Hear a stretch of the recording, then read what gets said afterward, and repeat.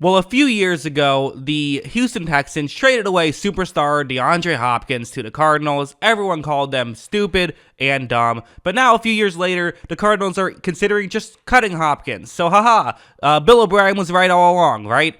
Okay, not really. Or was he? I don't know. Maybe. Let's get into it. Let's talk about, was there maybe some logic? Does that trade actually age a little bit better for the Houston Texans? Spoiler alert, still wasn't a good trade. Just going to throw that out there right now. Spoiler alert, the Cardinals still clearly won the trade. But how do we feel about it with a retrospective, knowing what we know now a few years removed from that trade? So first off, the trade itself. DeAndre Hopkins, plus a fourth rounder, which became Rashad Lawrence, that fourth rounder did. Also, the Texans got David Johnson, who was a player I think they just liked. I think they really wanted David Johnson and felt like he was an elite running back. Like that, because the trade makes a lot more sense if you view it from that perspective. But they got David Johnson, who didn't do much for them. Ross Blacklock, and John Reed, both who were just, did nothing for them, basically. So those were the two picks that the Texans were able to get along with David Johnson. Clearly not a lot of great stuff here. I mean, the DeAndre Hopkins thing,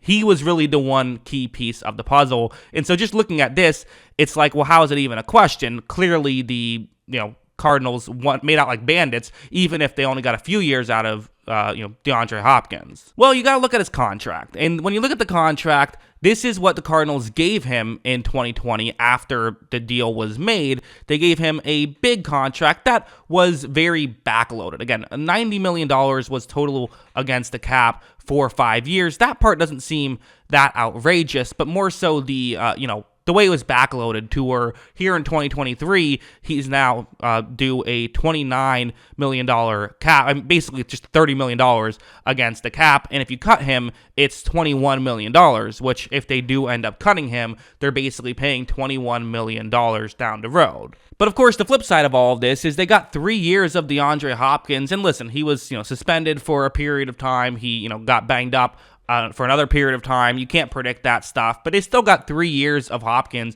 for very affordable money. That alone is obviously worth well more than a second and fourth round pick. And it wasn't even a second and fourth round pick. It was a second round pick and a fourth round swap. Not to mention, you look at David Johnson's contract details himself, he wasn't exactly getting paid nothing. The Texans ended up paying him $10 million in 2020 because of, they took on his contract, and they still paid him $5 million in 2021. So, again, they paid him some money on top of the, yes, they got rid of the DeAndre Hopkins, not really deal, but they didn't have to pay Hopkins, but they still had to pay Johnson a chunk of that money. So actually, the first year of the deal, they paid more for Johnson than the Cardinals paid for Hopkins. So in retrospect, you could argue that for the Texans, it ended up being the right move, I guess, to not keep DeAndre Hopkins. I think you could argue that they're in a better spot because they ended up making this trade because they weren't going to do much anyway. I mean, granted,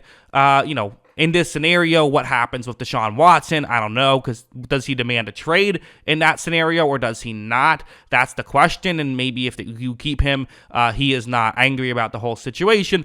I don't know. That's where the butterfly effect thing gets weird. But if we assume everything else stayed the same, but they either have Hopkins or don't, you could argue they'd be in a better situation not having to pay a veteran wide receiver $30 million. I wouldn't. I think I would still argue the opposite, though, because they're about to get a young quarterback, and having a DeAndre Hopkins, who's still very good, even if he's on the wrong side of 30 at this point, I think still having him would be a benefit. And I think the right take here is that the idea to trade Hopkins at the time was not a terrible idea. Again, getting rid of a player, but when they want a huge contract and when they're, not young, but not old either, getting rid of them then, probably a good idea. Only getting a second round pick back was insane, though, and I believe the narrative was they didn't even call around. Really, they kind of just, the Cardinals were the ones that happened to talk to, so I guess that worked out well for Arizona. But as a whole, that's kind of the main issue with this. The Cardinals got 3 years of good play from Hopkins, and including one year where they were legitimately at times before Kyler got hurt a championship contender, and that was a huge part because of Hopkins.